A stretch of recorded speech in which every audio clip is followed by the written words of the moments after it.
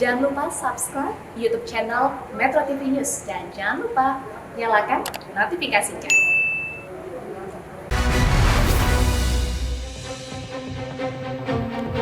Ada kembali di Metro Pagi Prime Time, pemirsa. Belajar dari kasus yang terjadi di Kabupaten Kudus dan Bangkalan, wilayah Bandung Raya sebagai tujuan mudik dan wisata juga harus waspada akan lonjakan kasus COVID-19. Dan bagaimana kesiapan para tenaga kesehatan di Bandung mengantisipasi hal ini? Sudah bergabung bersama kami Dr. Yana Ahmad Supriyatna, PLH Direktur Pelayanan Medik, Perawatan dan Penunjang Rumah Sakit Umum Pusat Dr. Hasan Sadikin, Bandung. Dr. Yana, selamat pagi, sudah bergabung bersama kami. Selamat pagi, Pak Marvin. Ya, Assalamualaikum. Waalaikumsalam, Dr. Yana. Ini mayoritas peningkatan pasien COVID ini terbesar dari klaster kota Bandung kota sendiri atau rujukan dari wilayah lain, dok, sampai sekarang yang di RSAS?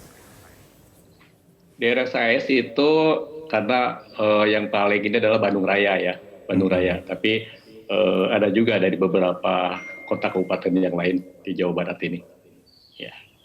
Oke, berarti untuk rujukan paling ataupun lonjakan rujukan paling besarnya masih dari Bandung kota kah atau dari beberapa wilayah lain, katakanlah seperti di Garut atau Cimahi mungkin atau wilayah lainnya, dok?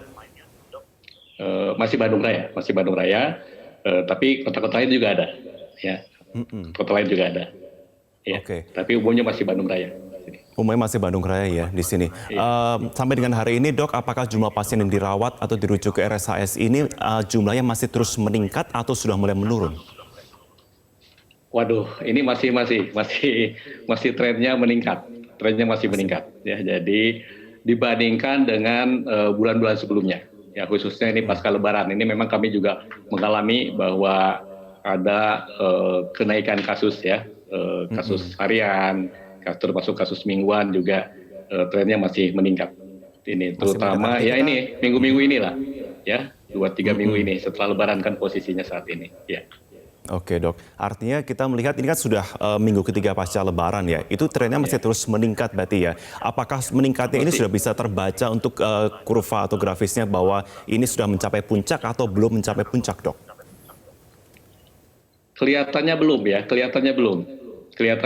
Kami masih melihat, kalau kami kan melihatnya terutama di tren harian, karena penting buat kami mempersiapkan segala sesuatunya. Kami telah memiliki skenario kalau berapa peningkatannya, tapi trennya ini masih meningkat, ya, masih meningkat. Ya. Tren peningkatan terbesar bisa kami konfirmasi, dok, ada berapa jumlah pasien yang kemudian langsung dirawat RSAS sampai hari ini? Sampai hari ini itu setiap hari itu belasan yang kami rawat, ya. Terakhir tadi malam kami langsung masuk 15 orang ya yang kami rawat, ya. Itu jadi trennya masih segitu. Tapi dibandingkan ini ya jauh lah ya, mulai meningkat, gitu. Oke, dok, beberapa waktu yang lalu kami tim Metro TV mendapatkan informasi tingkat okupansi di RSAS mencapai 79,9% untuk tempat tidurnya. Bagaimana dengan hari ini, dok? Apakah sudah ditambah untuk tempat tidur pasien atau saat ini juga dikatakan masih cukup darurat, kami masih membutuhkan lebih, begitu? Tidak ya, sementara ini kami karena kami bahwa kasus lonjakan setiap akhir atau setiap libur ini sudah kita antisipasi jauh sebelumnya. Kita kan sudah berpengalaman, mulai dari liburnya Lebaran tahun lalu ya, kemudian juga libur tahun baru kemarin. Nah, Kementerian Kesehatan sudah menugaskan itu hampir seluruh rumah sakit vertikal harus antisipasi itu. Jadi kami sebenarnya sudah mengantisipasi. Jadi kalau dilihat dari kecukupan ruang tempat tidur itu masih mencukupi ya. Saat ini belum seperti lonjakan di tahun baru. Ya, tahun baru kami total bisa sampai 150 yang kami rawat. Nah, dengan itu kami sudah menyiapkan itu sebetulnya. Karena kita mengantisipasinya 40% kasus dari normal itu kita sudah antisipasi. Jadi sejauh ini kebutuhan tempat tidur insya Allah masih kita mencukupi. Tadi lagi kami tergantung skenario berapa besar lonjakan ini. Kami selalu siapkan karena kami harus memperhitungkan juga pelayanan yang non-COVID. Saat ini kan masih berjalan. Gitu, iya. Pada waktu awal Juni lalu juga RSAS sudah mengatakan akan melakukan skenario jika terjadi lonjakan peningkatan kasus COVID di sana. Sampai dengan hari ini, skenario apa saja yang akan selalu dilakukan oleh pihak RSAS untuk bisa mengantisipasi jumlah pasien yang sewaktu-waktu juga bisa meningkat, dok? Ya, kami punya tiga skenario ya, ada yang rutin, kemudian peningkatan sampai 55% dan terakhir sampai peningkatan di atas 100%. Nah, jadi peningkatan ini tentu kami antisipasi. Pertama dari segi tempat tidur. Ya, tempat tidur saat ini kami masih fokus di satu gedung tempat tidur dan ini masih mencukupi. Kami memiliki 5 lantai dan 5 lantai ini belum semuanya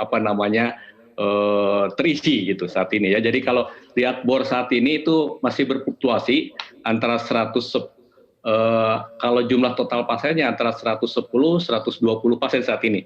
Belum mencapai seperti yang Januari itu sampai 150 ya. Gitu. Jadi hanya memang yang memang kendala karena Rumah Sakit Hasan Sadikin ini rumah sakit rujukan kasus-kasus sedang berat dan yang berat dan kritis ini memang kami sekarang sedang berbenah juga karena okupasi atau bor untuk yang kasus intensif ini sudah mendekati 90%. Nah ini harus sudah waspada karena tidak boleh lagi kalau intensifnya 90% harus antisipasi penambahan dari kasus tempat tidur yang intensif. Jadi memang yang paling kami sekarang siapkan adalah tentang ruangan intensifnya. Nah, kami akan mencoba ruangan-ruangan yang selama ini untuk yang sedang kita tingkatkan kemampuannya menjadi ruangan yang intensif atau semi intensif. Ini mungkin antisipasinya. Intensif artinya seperti perawatan ICU begitu, Dok ya?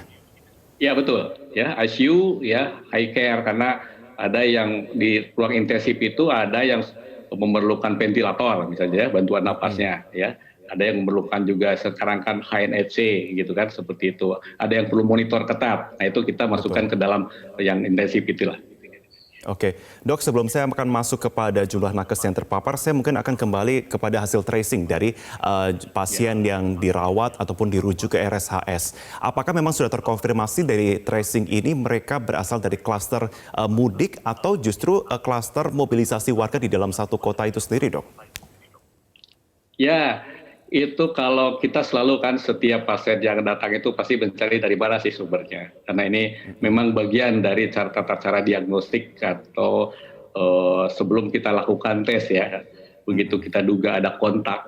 Nah itu jadi pada umumnya nih kami melihat ada kaitannya ya dengan ya apakah ini mudiknya berkerumun dan sebagainya. Karena memang sumber penularan selalu dari kontak erat di situ. Ya jadi sementara ini ada dari keluarga yang paling dominan ya, keluarga, kemudian juga dari dia kerumunan berkunjung gitu ya. Jadi betul. Di sini yang masih dominannya. Nah, jadi yang ada jadi untuk masyarakat ya. Nah, termasuk juga tenaga kesehatan kami itu ada yang perannya seperti itu. Oke, terkait dengan tenaga kesehatan yang terpapar COVID dan dirawat di sana, berapa jumlah yang dirawat di RSHS sendiri, Dok? Dan apakah ini merupakan nakes di RSHS atau rujukan dari rumah sakit lain dari nakes ini? Ya, kalau sampai dengan hari ini kami merawat 15 nakes ya. Ada dokter, ada juga perawat. Dari 15 itulah 6 memang karyawan kami. Jadi karyawan kami yang dia bertugas. Adapun yang lain itu 9 orang itu dari ada yang dari Bandung, ada juga yang di luar Bandung tadi, yang dari Garut ya, dari Ciamis gitu yang kami rawat. Ya. Dan apakah mereka memang terpapar karena memang melakukan kontak ketika merawat atau justru mereka dari hasil tracingnya tertular di tempat ataupun wilayah lain mungkin, Dok? Nah, dari kami coba men-tracing untuk karyawan kami ya. Untuk karyawan kami ya ternyata masih didominasi oleh kontak-kontak di komunitas. Ya. Kontak-kontak di komunitas. Itu. Jadi diawali dan juga kontak di internalnya, tapi bukan dari pasien. Pada umumnya tidak dari pasien di kami. Jadi bukan orang yang merawat atau kena langsung pasien COVID di kami. Ya, gitu. Baik, dengan jumlah nakes yang juga saat ini dirawat, Dok, apakah dari RSHS masih cukup untuk tenaga kesehatan untuk bisa mengantisipasi ataupun merawat pasien dan tentunya antisipasi juga kalau misalkan sewaktu-waktu ada rujukan yang mungkin gelombangnya kita tidak pernah tahu apakah bisa meningkat atau menurun, begitu? Baik, kalau dari ini kan nakes kami sendiri memang trennya juga sudah mulai meningkat dibandingkan dengan bulan-bulan sebelumnya. Walaupun jauh masih tidak seperti yang awal tahun baru gitu. Nah, dan kenanya pun tidak dalam satu unit.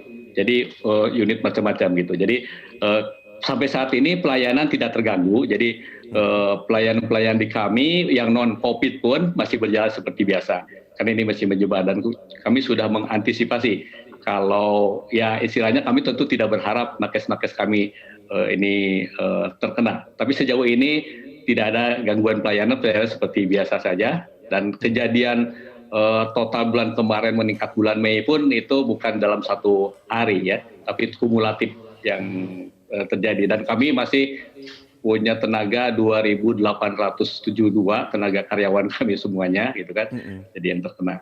Tapi tetap ini merupakan jadi perhatian kami. Kalau nakes kan itu merupakan ujung tombak kami ya. Baik, Dok, bisa kami konfirmasi untuk saat ini memang pasien masih terus ada yang dirawat di sana, bahkan kita juga belum tahu adanya peningkatan atau penurunan gelombang dari pasien COVID-19 di sana. Tetapi bagaimana dengan recovery rate di sana, Dok, yang dirawat di RSAS? Apakah juga setiap harinya mengalami peningkatan atau justru memerlukan perhatian lebih? Ya, Kak, memang kasus COVID ini sesuai dengan teori dari karakteristik penyakit ini ya. Jadi kalau datangnya sudah berat, apalagi sampai harus ventilator ya, jadi angka kematiannya tinggi di situ. Jadi tingginya di situ. Nah, kemudian recovery rate umumnya kami alhamdulillah ya, kalau untuk yang masih berat sedang lah ya, berat sedang ini masih cukup tinggi recovery rate-nya. Gitu. Tapi kalau yang sudah begitu kritis sampai ventilator ini masih menjadi kendala ya. Walaupun saat ini memang dibandingkan dengan awal-awal ya cukup ada kemajuan lah. Karena sekarang modalitas terapi yang ada di kami ya itu sudah mulai termasuk seperti plasma konvalesen ya.